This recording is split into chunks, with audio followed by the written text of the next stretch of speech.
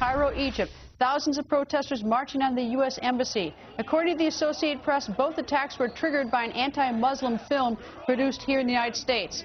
And Governor Mitt Romney just releasing this statement. I'm outraged by the attacks on American diplomatic missions in Libya and Egypt and by the death of an American consul in Gaza. It's disgraceful that the Obama administration's first response was not to condemn attacks on our diplomatic missions, but to sympathize with those who waged the attacks. Congressman Alan West joins us. I think it's an absolutely horrible thing because what you have to understand, here we are on 9/11. Remember the attacks that resulted in 3,000 Americans losing their lives not too far from here at the Pentagon. And now we have had another attack on sovereign American soil, which is what a consulate and an embassy is.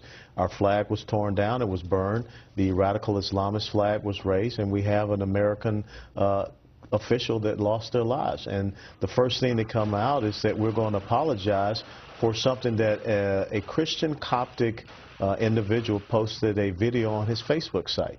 So now if we're going to start, eschewing our freedom of speech rights to apologize people for these type of attacks, Greta, you're only going to get even more of this. This is rewarding bad behavior, and I think that you're going to see this dovetail into other countries. I think that's what Governor Romney was saying, too, that he did not like the immediate response out of the U.S. government. No, I think it's a horrific response that we're apologizing. We're accepting the blame for this, which means that you're going to fuel more of this response. Much the same as what happened with the quote-unquote Quran burning incident in Afghanistan, when really they had defiled the Quran by writing in it, and we took the position of apologizing, and they wanted us to punish our soldiers and turn them over to the Afghan authorities. I read tonight, just recently at the Politico, that President Obama has called Prime Minister Netanyahu, had an hour-long conversation, and also released from the White House tonight is that the White House is now saying that there was never a request by the Prime Minister to meet with President Obama. He's going to be here in 2 weeks. Of course, earlier in the day, we got information from the White House that there was a scheduling problem and why they couldn't. So apparently there's a little problem there. Well, when you tell the truth, you never have to circle back around to cover up what you said. So if there was not communications about a meeting that I guess was canceled, why would there have to be the excuse of a scheduling conflict? And once again, when you think about what happened at the Democratic Convention last week when they left out the language about Jerusalem being recognized as the capital, the rightful capital of the state of Israel, we know that the IAEA is saying that Iran is getting closer to having this nuclear capability.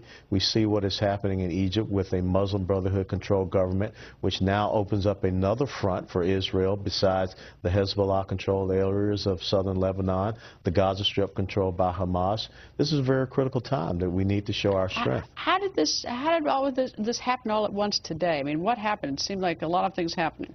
Well, I think it's been leading up to this. Over the weekend, you saw that Al-Qaeda in Iraq, they're back, and you saw an incredible amount of attacks. Al-Qaeda in the Maghreb, which is North Africa, is very active and is also sifting over into Mali and also Nigeria. Al-Qaeda in the Arabian Peninsula is quite strong and also having an effect with Al-Shabaab over in Somalia. So when we continue to talk about how we've decimated this group, this organization, they're still there. And when you talk about the fact that you ended the war in Iraq, there's only two ways to end the war. Either you win or you lose just by packing up and leaving. That's not a means by which you ended anything. As a matter of fact, you're emboldening your enemies. Congressman, thank you, sir. Nice to see you. Thanks for having me. And when we come back, the